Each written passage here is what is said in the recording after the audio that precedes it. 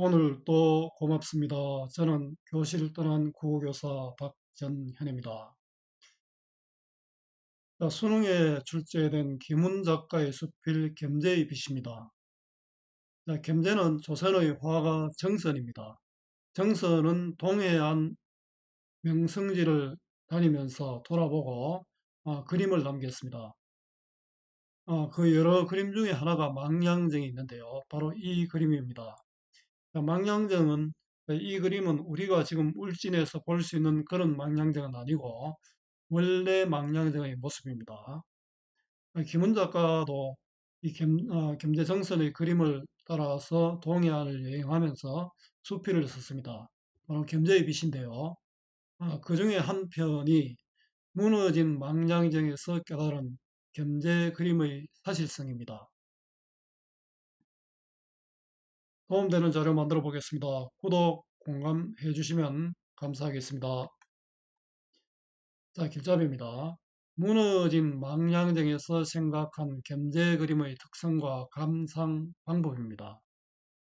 그 겸재가 남긴 그림에 망량정이 있어서 찾아가 봤는데 김은 작가가 찾아갔을 때는 흙들만 있었던 거죠. 거기서 거기에 대한 어떤 느낌, 생각들을 정리한 수필입니다. 자, 겸재정선 그림의 원근과 사실성, 기문 겸재의 빛 해설. 자, 겸재는 산을 그리면서도 뺄 건 빼고 과장할 것은 과장하면서 필요한 경우에는 자리를 옮겨가면서까지 자신이 생각하는 구도로 풍경을 재구성하였습니다. 한 폭의 그림 속에서 물과 바다, 하늘과 땅, 그리고 정자와 인간을 포함한 모든 대상이 화가의 시선에 의해 재구성되어 회화의 구도상 의미를 지닌 자리에 놓일 때, 회화의 이 그림의 구도상 의미를 지닌 자리에 놓일 때야말로 진정한 그림의 요체가 드러나기 때문에 겸재의 그림은 실물과 똑같이 그리는 것이 능사가 아니라는 것을 증명하고 있습니다. 네, 이런 내용인데요. 좀 어렵죠? 여러분 수필 같은 경우에는 공부를 여러분들이 요즘 수필이 수능에 나오고 이런 수필은 굉장히 어렵습니다. 우리 고전 수필만 아니라 현대 수필도 그렇습니다. 생각을 많이 해야 됩니다. 문제 푸는 공부가 아니고 한 편이라도 수필 한 10편이라도 정확하게 독해를 하면 됩니다. 문제는 사실은 구조가 정해져 있잖아요. 어렵지 않습니다. 내용을 파악하는 게 어렵습니다. 정독 꼭 부탁합니다. 본문 중심의 학습해야 되겠죠. 참고로 예술품을 소재로 한 작품들이 있는데요. 정진규 추억 감자 먹는 사람들, 고흐의 감자 먹는 사람들과 관련 있는 그림이고요. 나희덕 섭섬이 보이는 방은 갑자기 화가 이름이 생각이 안 나는데 이중섭입니다. 이중섭과 관련 있는 그림이고요.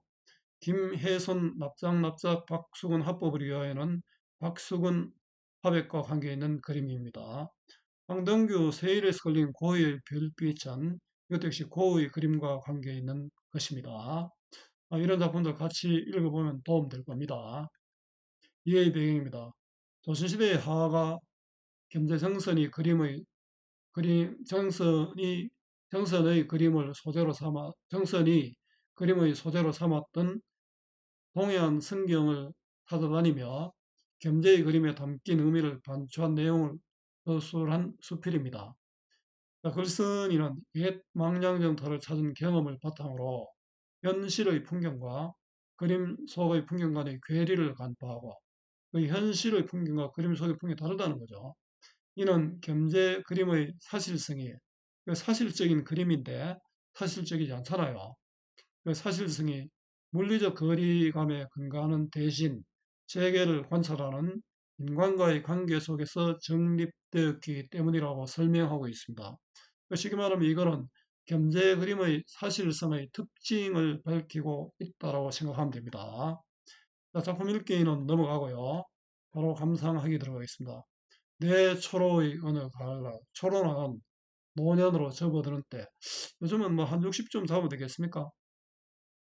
나는 겸재는 조선 화가 정선의 호입니다. 옛날에는 호를 많이 불렀습니다. 동해안을 따라 내려가면서 동해안 성경은 뛰어난 경치입니다.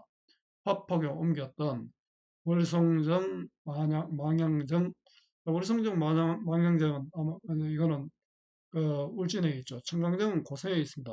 성육을도 울진에 있고요. 일삼아 또 돌아다녔다. 이 정선의 그림을 보고, 겸재의 그림을 보고, 그 그림을 보고 따라 찾아간 곳들이죠. 자, 겸재의 자체를 따라간 나의 여로입니다. 망량정은 옛 기성면의 바닷가에서 지금의 근남면 산포리로 옮겨 씌운 지가 140여 년이 넘어. 자, 옛 기성면의 바닷가는 원래 여기에 망량정이 있었는데 그게 허물어졌습니다. 허물어진 1860년 울진 현령이 망량정이 허물어진 것을 보고 근남면 산포리, 지금의 자리죠. 지금의 자리로 옮겨 씌웠습니다. 이게 참 아쉽죠. 그대로 뒀으면 좋았을 건데 기성면보다는 근남면이 지금 아마 당시에 울진의 중심지였겠죠. 지금도 여기 울진의 중심지입니다. 그래서 일로 옮긴 것 같습니다. 조금 원래 있었던 자리에 있었으면 더 좋지 않았겠나 하는 생각을 해봅니다. 기성면의 옛 망량정 사리에 도로 공사로 단해의 허리가 잘 이어나가 그게 이제 도로를 망량정 앞부분을 이제 도로를 했다는 거죠. 그 절벽인데 바닷물은 단해는 절벽입니다. 절벽 끝으로부터 멀찌감치 쫓겨나고 옛날에는 바로 아래 바닷물이 있었는데 앞에 그림에 봤죠? 그런 내용입니다. 지금은 또 그 사이에는 시멘트 철갑이 되어 있었다. 지금은 예터에 정자가 세워져 있으나 앞에 사차선 도로도 생기고 많이 시끄럽죠. 그 옛날에 저도 이걸 보면서 망량정 옛 그림을 봤는데요. 그 그림의 모습과는 전혀 다른 모습입니다. 물론 그 위에 언덕이 앉으면 바다 풍경은 좋습니다. 정자터는 사방이 깎여져 나갔고 합폭 속의 소나무 숲도 베어져 버린 채 그 언덕은 그저 무의미한 흙더미로 변해 있었다. 자, 그림 속 풍경은 사라지고 흙더미만 남은 망량정 옛터입니다. 마을의 고로는 경험 많은 노인입니다. 고로들도 그곳에 들어서 있던 정자를 본 일이 없었고, 이게 1860년대에 이미 정자가 없었으니까요. 김문은 찾아갔을 때가 1960년, 70년 이 정도 되겠죠. 그들의 증조나 고조로부터 전해오는 구전에 의해서, 이건 옛날에 증조나 고조는 이미 이 세상에 없는 분들이잖아요. 망량정을 본 사람이 없는 현실입니다. 그 흙더미가 망량정 예터였음을 옮길 뿐이었다. 자, 옛 모습 사라지고 흙더미만 남은 망량정 예터입니다. 겸재의 화폭을 마음속에 앞세우고 겸재의 실경산수는 진경산수라고도 하죠. 실제 풍경을 그린 그림입니다. 자리를 찾을 적엔 그것의 옛 정자가 이미 오래전에 없어져 버린 그 허전한 사태는 그다지 허전하지 않았다. 이건 무슨 뜻입니까? 허전한데 허전하지 않았다. 역설적 표현이죠. 허전한 사태는 그다지 허전하지 않았다는 역설법을 활용한 화자의 정서를 강조했습니다. 요거 단정적 어조죠. 않았다. 단정적 어조를 하니까 자신감이 있죠. 정자가 없기에 그림 속 정자를 더 잘 이해할 수 있기 때문에 그랬습니다. 왜 그런가? 답을 하고 있죠. 현실 속의 정자에 오르면 화폭 속의 정자는 보이지 않는다.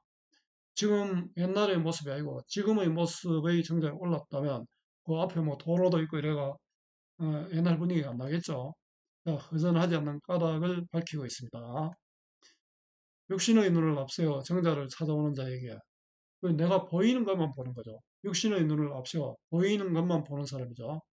풍경 전체 속에서 인간세의 위치와 규모를 대표하는 상징으로서의 정자는 보이지 않는다. 자, 이거는 무슨 뜻이냐면 인간 세상이죠. 자, 이 원래 그림의 풍경에 나타난 그림 속의 정자는 자, 풍경 속에서 인간세의 위치와 규모를 대표하는 상징으로서의 의미가 있습니다. 근데 이거는 볼 수 없고 눈앞에 보이는 것만 본다는 거죠. 대상인 정자의 상징적 의미를 부여했습니다. 옛 망량정이 사라진 것이 여전하지 않는 까닭입니다. 자, 먼 산을 그릴 때 그는 정선이죠. 겸재는 그 산과 인간 사이의 거리를 그리는 것이 아니라 실제 거리를 그리는 것이 아니라 그 거리를 들여다보는 시선의 깊이를 그린다. 시선의 깊이는 겸재가 느끼는 풍경.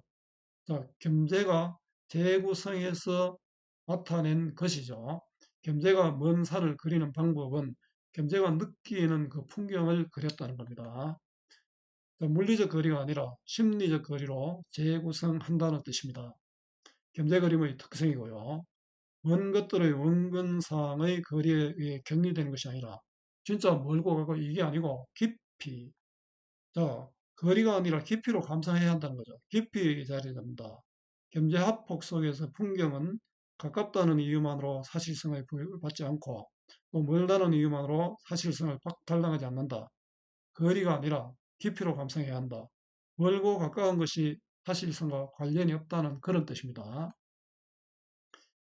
대체로 그의 그림 속에서는 인간과 인간에 대한 직접 관련된 것, 이게 아마 겸재가 제고한 직접 사실성이겠죠.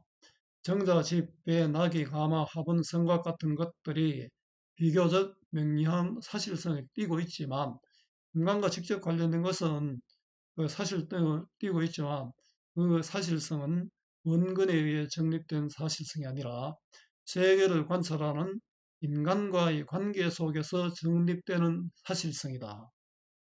자, 이거는 원근에 의한 것이 아니고 인간과의 관계 속에서 정립되는 사실성, 그 겸재가 재구성한 사실성이다. 이런 뜻입니다. 자, 정리해 보겠습니다. 수필이고 기행수필입니다. 성격은 체험적, 자기가 직접 만났잖아요. 또 사실적이고 사색적이고 수필이만 좀 논설적입니다. 주제는 겸재 그림에 나타난 원근과 사실성의 의미이고요. 특징은 자신의 체험을 바탕으로 깨달은 바를 서술하는 수필입니다.